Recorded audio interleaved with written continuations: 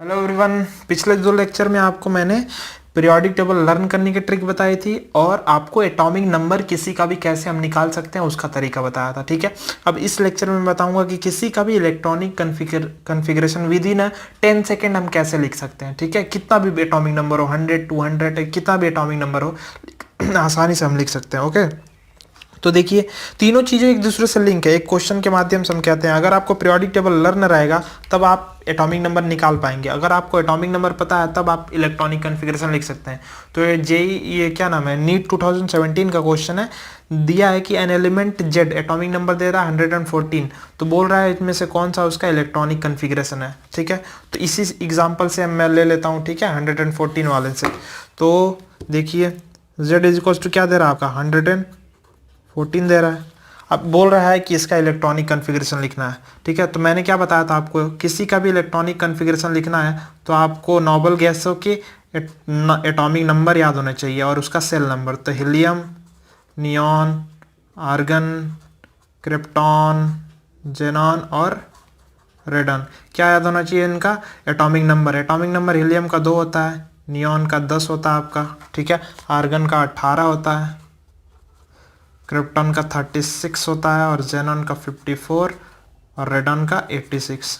ठीक है, साथ ही साथ एटॉमिक नंबर और सेल नंबर याद होना चाहिए। इसका n इक्वल्स टू 1 होता है, इसका n इक्वल्स टू 2 होता है, इसका n इक्वल्स टू 3 होता है। किसी भी चीज़ को सिखाने में समय लगता है। अभी देखिएगा विद इन मैं तो 5 सेकेंड में लिख लूँगा, आप भी प्रैक्टिस करेंगे तो 5 सेकेंड में लिख लेंगे।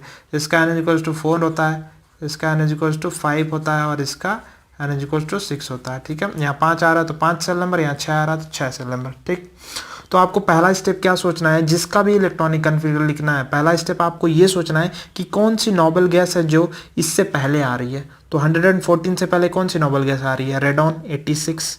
ठीक है, तो यहाँ पे लिखिए रेडॉन 86। ओके, ये स्टेप आपको सोचना है कि कौन सी नोबल गैस आ रही है और इसका सेल नंबर क्या है। इसका सेल नंबर कौन सा है, 6वां। बस इतना काम है, इसके अलावा कुछ नहीं सोचना है आपको।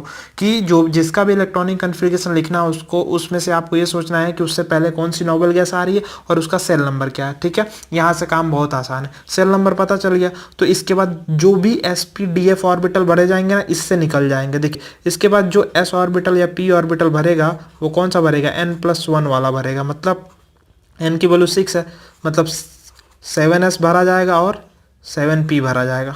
ठीक है, d के लिए क्या कहते हैं, जो n होता है वही d ऑर्बिटल भरा जाता है, nd, मतलब 6d भरा जाएगा। f के लिए क्या करते हैं, जो n होता है उनमें से एक माइनस कर देते हैं, n-1 f ऑर्बिटल भरा जाता है। ठीक है, तो मतलब 6 में से एक माइनस कर देते क्या बना जाएगा, 5f ऑर्बिटल। ठीक, हमें पता चल गया भैया मेरे कि इसके बाद इन्हीं में इलेक्ट्रॉन भरना है। ओके, ये तो पता है ना, s में 2 इलेक्ट्रॉन, p में 6 इलेक्ट्रॉन, डी में 10 इलेक्ट्रॉन और एफ में 14 इलेक्ट्रॉन भरते हैं, तो सबको पता रहता है यार। ओके, अब ये सवाल उठता है इन्हीं में इलेक्ट्रॉन भरेंगे। अब ये सवाल उठता है इनमें से सबसे पहले किस में भरेगा, तो आप बाहु रूल लगा सकते हो, लेकिन इन जनरल याद रखो इसमें क्या नाम, एस में पहले भरना उसके बाद नीचे से ऊपर भरना। मतलब 7s में पहले भरना, उसके बाद 5f, उसके बाद 6d, उसके बाद 7p। ये आया कहाँ से, आप बाहु रूल लगा दो, n+1 रूल। इसके n+n की वैल्यू 7 आएगी, इन तीनों के n+n की वैल्यू 8 आएगी। ठीक है, तो आप बाबू ने क्या कहा था कि जिनके n+l की वैल्यू कम होती है वो पहले भरते हैं, मतलब क्योंकि उनकी एनर्जी कम होती है। तो n+n की वैल्यू इसके साथ है तो ये पहले भरा जाएगा, मतलब इसके बाद 7s भरा जाएगा। उसके बाद इनके n+l की वैल्यू इक्वल है तो n+l की वैल्यू इक्वल हो जाती है तो वो पहले भरे जाते हैं जिनके n की वैल्यू कम होती है। तो देखो 5f 6d और 7p। ओके, तो आप बाबू का इलेक्ट्रॉनिक कन्फिग्रेशन कौन पहले भरेगा कौन बाद में भरेगा पता चल गया। तो आप इन जनरल याद रखिए कि ये जो निकालेंगे ऐसे आप ना, तो उसमें 7s पहले भरिएगा, उसके बाद नीचे से ऊपर भरिएगा। ओके, तो देखिए 86 हो गया। अब 7s में 2 इलेक्ट्रॉन भरते हैं तो 7s2 हो गया। ओके, उसके बाद किस में भरना है, 5f में भरना है, तो f में 14 इलेक्ट्रॉन भरते हैं, 5f 14 हो गया। ओके, d में भरेंगे हम 6d 10 इलेक्ट्रॉन भरते हैं। वो काउंट करते चलिएगा, 86 और 4 कितना हो गया, 90, 90 एक 10, 100 हो गया, 100 और ये कितना हो गया, 100 102 और ये हो गया 112 है। बचा कितना है आपका, 2 बचा हुआ है। तो मतलब p में भी इलेक्ट्रॉन भरा जाएगा, 2 भरा जाएगा, 114। ये हो गया आपका इलेक्ट्रॉनिक कन्फिग्रेशन 114 का। So simple. ठीक है, 114 का हो गया इलेक्ट्रॉनिक कन्फिग्रेशन। तो यहाँ पे देखिए आंसर आपका क्या हो जाएगा, आंसर ये हो जाएगा। देखिए यहाँ इधर इसको इधर उधर करके दे सकता है। देखिए ये वाला रेडॉन के बाद क्या है हमने भरा 7s2 भरा 7s2। उसके बाद से क्या हमने भरा 5f14 भरा। उसके बाद से क्या भरा हमने 6d10 उसके बाद 7p2। ओके, आंसर हमारा क्या हो जाएगा, ये कार्बन फैमिली का है और इलेक्ट्रॉनिक कन्फिगरेशन ये हो जाएगा। सिंपल। अब देखिए इतना मुझे बताने में समय लगा। अब मान लीजिए अगर डायरेक्ट आपको ये रूल पता है तो आपको लिखने में कितना समय लगेगा। जैसे मान लीजिए 82 का लिखना है, ठीक है, तो 82 से पहले मैं जानता हूँ कौन सी नोबेल गैस आती है, जेनॉन 54, ठीक है, इसका सेल नंबर 5वां है।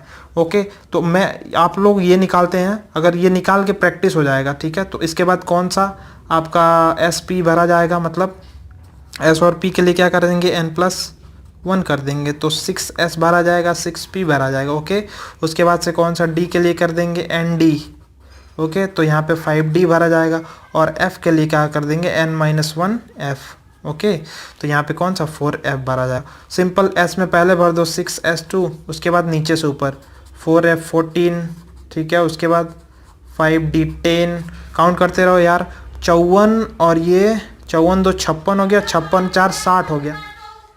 थोड़ा नॉइज हो रहा था इसलिए वीडियो बंद करना पड़ा। देखिए 54 2 हो गया 56, 56 और 4 60 होता है, 60 10 70, 70 10 80 हो गया। बचा कितना, 2 बचा हुआ है, और ऑर्बिटल कौन बचा हुआ हमारे पास, P बचा हुआ है, तो यहाँ पे 2 भर देंगे, ठीक है। ओके, 82 हो गया सिंपली, ठीक है। तो देखिए ऐसे लिखते हैं। ओके, बस ऐसे लिखते समय एक बात का ध्यान में रखिएगा कि D ऑर्बिटल की शुरुआत 3D से होती है और F ऑर्बिटल की बात 4f6, मतलब F की शुरुआत 4f से होती है। अगर आपको ऐसे अगर आप निकाल रहे हैं, आपका 3f आ जाए या 2f आ जाए तो ये एग्जिस्ट नहीं करते हैं। उसी तरह आपका 2D आ जाए, 1D आ जाए तो ये एग्जिस्ट नहीं करता, क्योंकि D ऑर्बिटल की शुरुआत 3D से होती है और F ऑर्बिटल की शुरुआत फोर्थ पीरियड से होती है, ठीक है। ये वाला जो क्वेश्चन था मैंने आपको बताया था पिछले 2-3 लेक्चर्स में इनको बताया था ना कि इसमें तीनों चीज़ों का यूज़ हो रहा है। ये वाला कि n एलिमेंट x है जिसका एटॉमिक नंबर इतना है, तो इसका एटॉमिक नंबर हमने 33 निकाला था, x का एटॉमिक नंबर 33 निकाला था।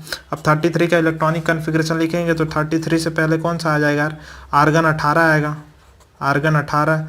इसका सेल नंबर कितना होता है, तीसरा होता है, तो तीसरे से निकालेंगे तो 4s निकलेगा, 4p निकलेगा, ठीक है, 4 और 3d निकलेगा, और यहाँ पे 2f निकल जाएगा। तो 2f तो एग्जिस्ट करता ही नहीं है, लेकिन 3d एग्जिस्ट करता है, तो यहाँ पे क्या हो जाएगा, 4s2 हो जाएगा आपका। उसके बाद से d में भरेंगे, नीचे से ऊपर भरते हैं, ये भरेंगे नहीं तो नीचे से ऊपर।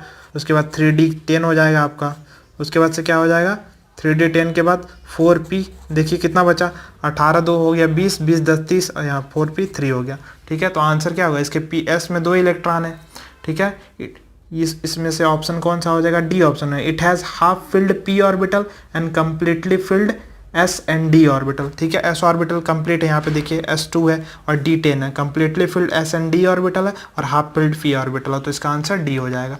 तो जेई वाला जब पूछता है तो यहाँ पे तीनों चीज़ की जरूरत पड़ी। आपको पीरियोडिक टेबल लर्न होगा तभी आप X का पता लगा पाएंगे, और पीरियोडिक टेबल लर्न होने के बाद आपको एटॉमिक नंबर निकालने का तरीका आएगा, तभी आप एटॉमिक नंबर पता कर पाएंगे, और जब एटॉमिक नंबर पता होगा तभी तो आप इलेक्ट्रॉनिक कन्फिग्रेशन इस रूल से लिख सकते हैं। तो ठीक है, तो ऐसे ये तीनों चीज़ें जो मैंने बताई है बहुत ही इंपॉर्टेंट, हर जगह जरूरत पड़ेगी। कोऑर्डिनेशन में आप हाइब्रिडाइजेशन निकालिए, मैग्नेटिक प्रॉपर्टी निकालिए, CFSE वैल्यू निकालिए, हर जगह आपको ये जरूरत पड़ती है, एटॉमिक नंबर, इलेक्ट्रॉनिक कन्फिग्रेशन, ठीक है। तो इन 3 बेसिक चीज़ों को आप प्रिपेयर कर लीजिए। अगले ट्रिक में आपको बताऊंगा, ठीक है, अगली ट्रिक में देखता हूँ क्या बताता हूँ, ठीक है। तो वीडियो का अच्छा लगा हो तो यार शेयर करो, सब्सक्राइब करो, क्योंकि बांटने से ज्ञान बढ़ता है मेरे भाई, शेयर करो इसको।